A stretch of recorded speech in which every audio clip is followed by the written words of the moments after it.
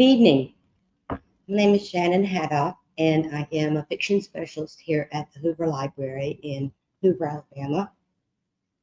If you're joining me online, we are in the throes of our last Yiddish translation, and that is the Glatstein Chronicles, or Glatstein Chronicles, by Jacob Glatstein. It is actually two books in one, two novellas put together in this translation. It was originally published only in Yiddish in 1938, and the second part in 1940. A little bit of history of why we are here. The Stories of Exile programs at the Hoover Library is part of the Yiddish Book Center's attempts to get the general public involved in reading Yiddish translations. I think 68 public libraries around the nation were honored with this grant, and they provided us with the books. And then also the the Birmingham Jewish Federation gave us a very good grant to bring people in and do programming around the theme of exile. Last week, we heard from Professor Yannick Wasserman from the University of Alabama. That recording is also archived on our Facebook page and YouTube channel for the Hoover Library. We've had a really wonderful response, especially online, to these programs. Knowing how sensitive a time it is, I have been very pleased with the response. Not a lot of people have shown up in person, and that's understandable. Not everybody can come out at night. It is a difficult time of the year to try and schedule things, so I am just appreciative to whoever this reaches. The other books we have read in this series that are translated are On the Landing by Yenta Mosh and In the Land of the Postscript by Hava Rosenfarb. Both of these books by wonderful women writers. And this today is our first by a man, and this is Jacob Glatstein. He is best known as a poet, and I will get more into his biography soon. But I will say that in the month of December, we're bringing it home, and we're talking about a different kind of exile. Irene Latham and Charles Waters are YA, young adult authors, and they put together this book called African Town. It is a novel in verse. It's very easy to read, but it's an all-age read. It's so packed with details. The story is inspired by the last American slave ship that arrived. The ship was called the Clotilde. You probably heard news stories about it. It arrived in Mobile after it had been outlawed to ship slaves to America. The survivors of the Clotilde settled in Africa Town, which is near Mobile, Alabama.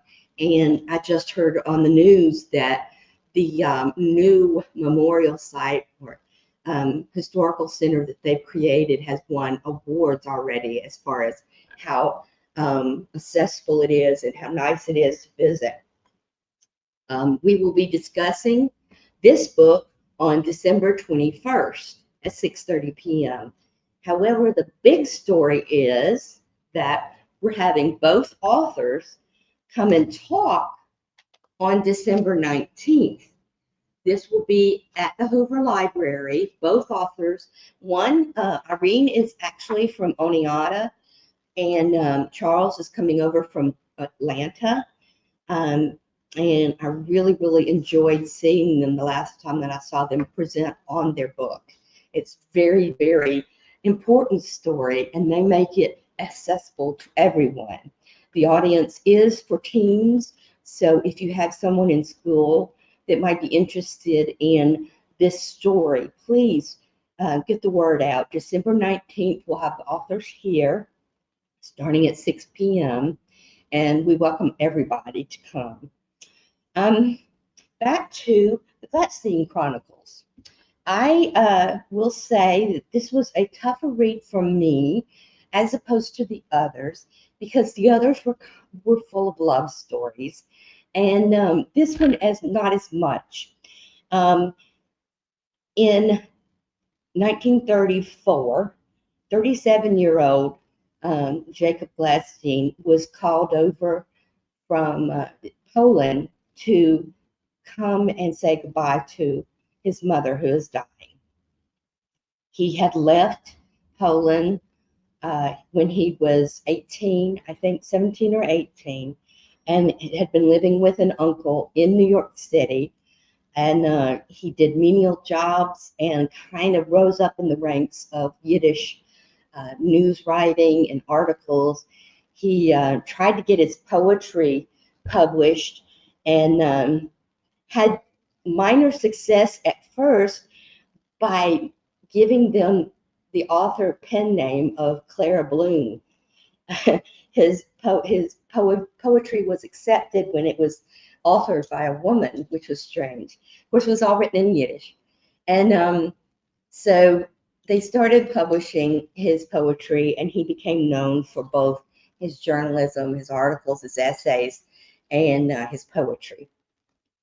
So he had a family, and he receives word that his mother is dying in Poland, in Lublin, where he is from. So this is 1934. He gets on a ship and travels across the ocean, and then travels by train to Paris. From Paris, he goes through Nazi Germany, and then ends up in Warsaw and by Oxcart, I guess, whatever you'd say, to Lublin.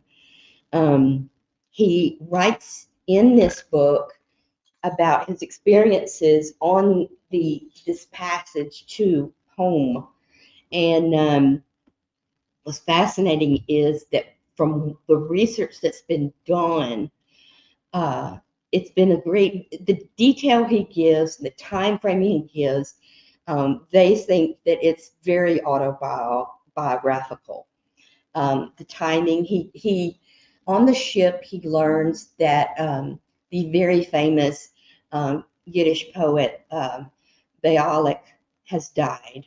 And forgive me, I can't remember his first name, but he dies, and it's in the newspapers and on the ship, and he feels separated from most of the people, because this is a huge blow to him as a Jewish Yiddish person, and nobody seems to get it. So he starts seeking out other Jewish passengers on the ship, and that kind of makes for the interesting stories he portrays in the book.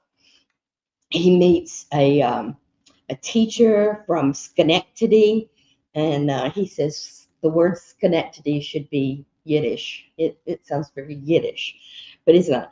A Jewish prize fighter, a lonely Wisconsin school teacher. I think she teaches French. Members of a college band, and interesting, a group of young Soviet engineers. They had spent several years in America, in American engineering schools. They were on their way back to the Soviet Union, and there were just a lot of characters that emerged from the writing. He talks a lot with these characters about, how he got to America and how he ended up on the ship that he's on. He talks about working menial, low-paying jobs until he got his first jobs writing. And he talks about his childhood and his experiences during an abortive revolution in 1904. The other things that he talks about are just fascinating. But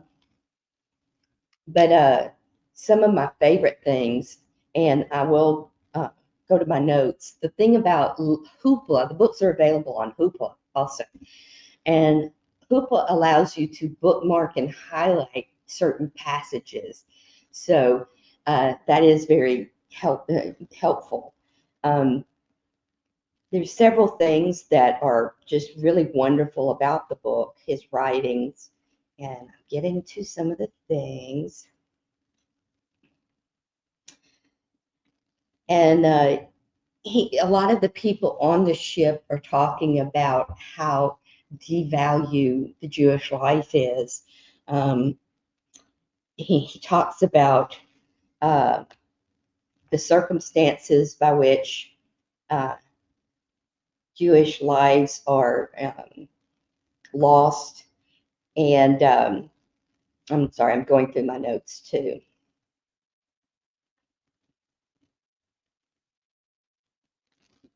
But I'm sorry, let me get to that part. I made a note about it. Yes. So during the first part, he becomes enamored of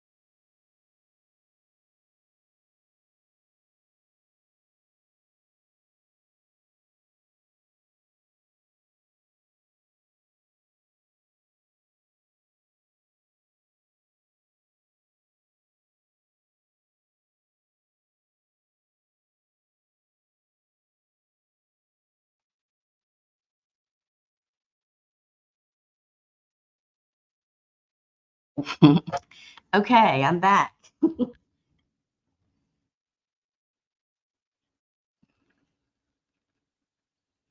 Forgive me, the power went out on my laptop. So I'm back. Um, I think the most interesting takeaway from both of these novels, the first part is his journey to his hometown. And what's funny is he never really talks about the reason he's there, his mother dying. Of course, it's very personal and very upsetting for him. And in the second part of the book, he's obviously taking it hard because he's in a sanatorium.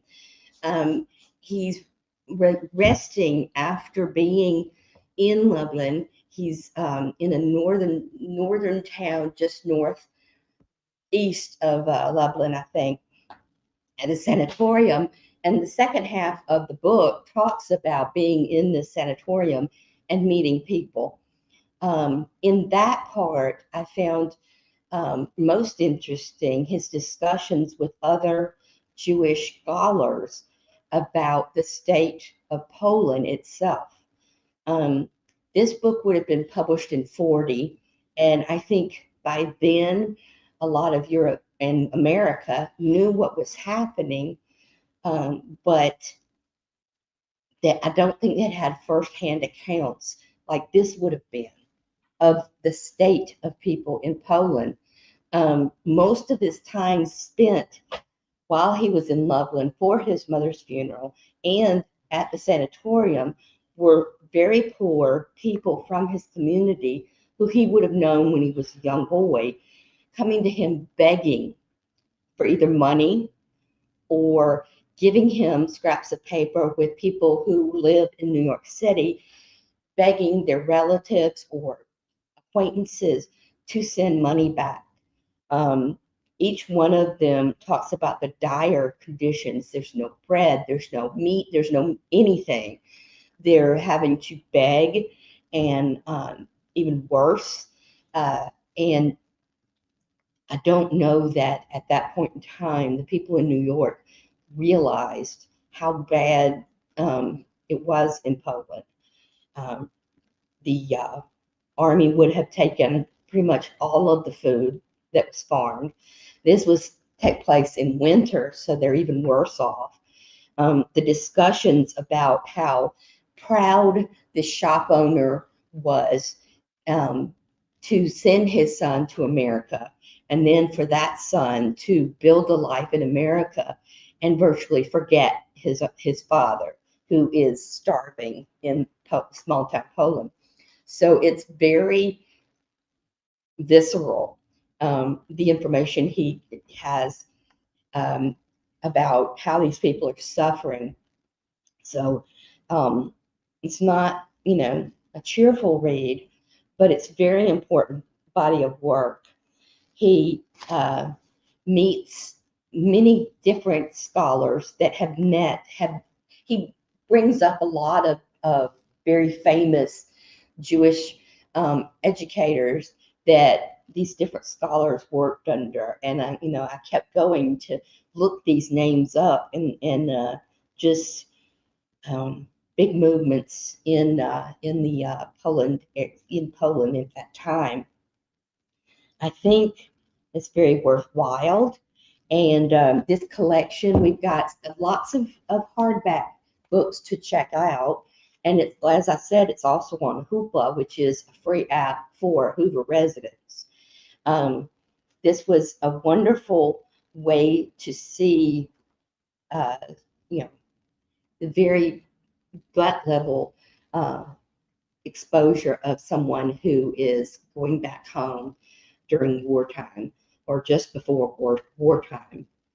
The other two books that we discussed were experienced during the war or after, but they were for a wider audience that just had a more wide appeal to it.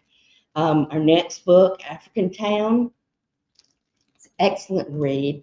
There are copies throughout the county library system. I have a couple of copies here at the fiction desk that you can come and check out. It's also available on Libby, which is another free app for the county. Please try to come on December 19th to meet the authors. And then on the 21st, we'll actually talk more about the story of the book. Any questions you may have about Jacob Glatstein, please. We have a lot of information from the Yiddish Book Center that I have linked here in the discussion. And I hope that you will take the chance and read some of these wonderful books in translation. Thanks for joining us tonight.